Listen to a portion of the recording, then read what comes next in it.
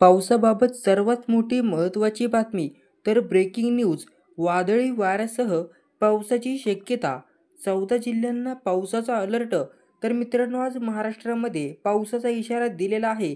सोबतच वादळी पावसाचा इशारा देखील वर्तवण्यात आलेला आहे. तर चला तर जाणून घेऊया कोणत्या जिल्ह्यांना पावसाचा इशारा. नमस्कार मित्रांनो, न्यूज 97 मराठीमध्ये आपले स्वागत आहे.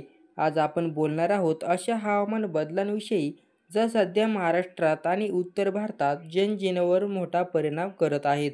उन्हाळ्याच्या सुरुवातीलाच राज्यात अवकाळी पावसाने हजेरी लावली आहे आणि उत्तर प्रदेशातही तापमानात चढ उतार पाहायला मिळत आहे.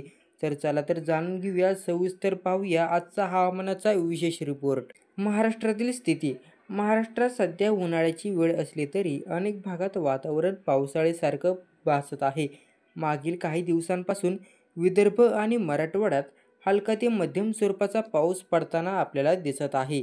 अमरावती, गडचिरोली, गोंदिया, नागपूर, वर्धा, वाशिम आणि यवतमाळ या 7 जिल्ह्यांना हवामान खात्याने येलो अलर्ट हा जारी केलेला आहे. यामध्ये विजांचा कडकडाट, मेघगर्जना आणि ताशी 50 ते 60 किलोमीटर वेगाने वादळी वारे वाहणार असणार आहेत. तर मित्रांनो, या जिल्ह्यामध्ये पावसासोबत वादळी वाऱ्याचा इशारा देखील वर्तवण्यात आलेला आहे आणि हवामान विभागाच्या मते हे चित्र पुढील काही दिवस तरी कायम राहण्याची शक्यता आहे. तर तापमानातील घट. हवामान खात्याने झालेल्या या बदलांचा परिणाम तापमानावरही झालेला दिसून येत आहे.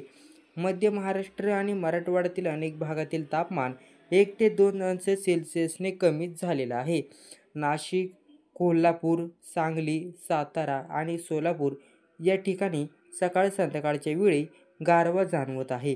विदर्भातही नागपूर, वर्धा, यवतमाळ आणि गोंदिया या जिल्ह्यामध्ये कमाल तापमानात घटलेला आपल्याला दिसत आहे. तर शेतकरी आणि नागरिकांवर परिणाम. या हवामान बदलाचा सर्वात मोठा फटका हा बसत आहे शेतकऱ्यांना. मार्च एप्रिलमध्ये अनेक भागामध्ये फळबागा आणि रब्बी हंगामातील पिकं शिल्लक असतात. वादळी वारे आणि पावसामुळे फळं गळणं, पिकांचं नुकसान होणं हे प्रकार आता घडत आहेत.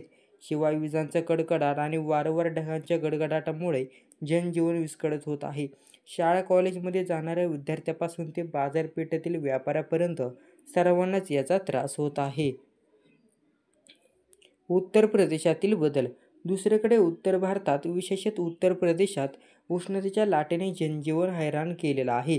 पण आता हवामान खात्याने दिलासादायक अंदाज दिला.